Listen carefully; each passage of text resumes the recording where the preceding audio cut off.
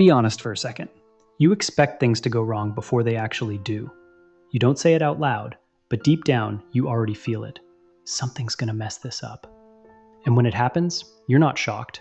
You're tired, relieved almost, because it confirms what you already believed. And here's the part most people miss. You don't feel unlucky all the time. You feel unlucky right before things matter most. Interviews, exams, relationships, moments where timing decides everything. That's not coincidence. That's a belief system activating under pressure. Psychology reveals there are 4 types of people who experience chronic bad luck, and the reason isn't what you think. By the end of this video, you'll know which one explains your pattern. The first type is the anticipator. You know them because they prepare for disaster like it's a full-time job. They check their alarm 3 times, double-check if the door is locked, review emails before sending them 5 times. Not because they're careful, because they've learned that if they don't, something will definitely go wrong. Their brain runs on threat detection mode 24/7, and the exhausting part? It works. They catch problems before they happen, which only reinforces the belief. See? I knew something would go wrong. But here's what's really happening. Their nervous system is stuck in survival mode. Every situation feels like a test they're about to fail. So they overcompensate. And when things still go sideways, they blame luck. But it's not luck. It's burnout disguised as bad timing. Then there's the second type, the inherited believer. These people didn't choose to feel unlucky. They absorbed it. Maybe they grew up in a house where money was always tight, where opportunities never came through, where adults constantly said things like, "That's just how life is for people like us."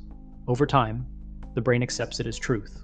Psychologists call this learned helplessness.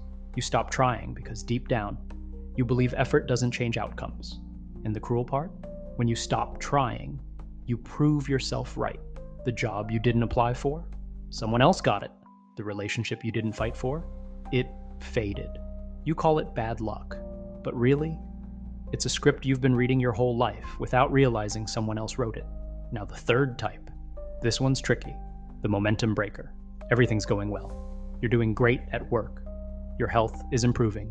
You're finally happy. And then suddenly, you do something that ruins it. You pick a fight. You quit without a backup plan. You ghost someone who actually cared. People on the outside think you're self-destructive, but you're not trying to fail. You're terrified of success. Because success feels unfamiliar, and the unfamiliar feels dangerous. Your brain says, "I don't trust this. Let's go back to what we know." And what you know is struggle. So you create the disaster yourself. Then you look around, confused, like, why does this always happen to me? It's not luck. It's fear of losing control. And finally, the last type, the one nobody talks about, the genuinely unlucky. Yes, they exist. Some people really do face more obstacles than others. Chronic health issues, financial instability they didn't cause, toxic environments they can't easily leave, bad timing that's statistically real. But here's the twist. Even real bad luck becomes a mental trap. Because once you experience enough of it, your brain starts looking for it everywhere. You miss one bus, and suddenly the whole day feels cursed. A friend cancels plans and you think, of course they did. That's confirmation bias kicking in. Your mind starts collecting evidence that you're unlucky, and ignores the moments when things actually worked out. So even when luck shifts, you don't notice. You're too busy waiting for the next thing to go wrong.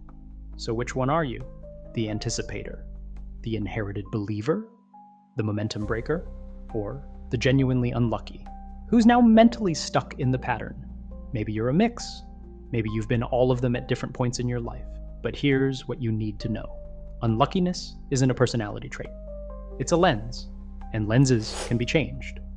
You don't need to become an optimist overnight. You just need to stop treating bad outcomes as proof of who you are. Because the moment you stop expecting disaster, you start noticing the small wins you've been ignoring all along. And those small wins, they're the ones that actually change everything. Drop a comment and tell me which type hit closest to home.